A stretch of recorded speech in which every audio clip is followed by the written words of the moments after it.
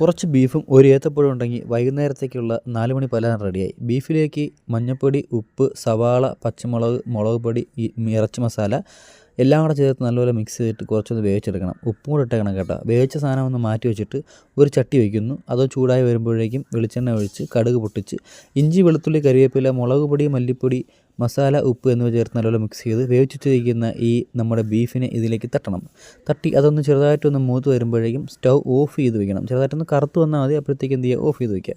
അതിനുശേഷം കുറച്ച് capsicum, carrot, cabbage നീളത്തിന് അരിഞ്ഞതിലേക്ക് mayonnaise ഒഴിച്ച് നല്ലപോലെ മിക്സ് ചെയ്യുക. ശേഷം ഒരു ബെറോട്ട വെച്ചിട്ട് അതിൻ്റെ മേളിൽ കുറച്ച് മയോണൈസ് വയ്ക്കണം. കടയിൽ നിന്ന് മേടിച്ചോ നിങ്ങൾ ഉണ്ടാക്കിയതായ ഒരു പഴംപൊരി എടുക്കുക. അതിന് നടുക്ക് ഇങ്ങനെ കീറിയതിന് ശേഷം നമ്മുടെ ഈ സലാഡ് അതിലേക്ക് ഫില്ല് ചെയ്യുക. എന്നിട്ട് നമ്മൾ ആദ്യമേ വേവിച്ചിരിക്കുന്ന ബീഫ് ഒരു 5 കഷ്ണം ഇതിലേക്ക് വെച്ചിട്ട് ബെറോട്ടയിൽ വയ്ക്കുക. നല്ലപോലെ മടക്കുക. വൈകുന്നേരത്തേക്കുള്ള ചായക്കടി റെഡി. അടുപ്പത്തിൻ്റെ ചായയും ചൂട് പഴംപൊരി ബീഫ് ഷവർമ ഉണ്ടെങ്കിൽ ഇന്നത്തെ കാര്യം കുശാലായി. അപ്പോൾ ഇന്നത്തെ വീഡിയോ ഇത്രയേ ഉള്ളൂ. ടാറ്റാ ബൈ ബൈ, സീ യു.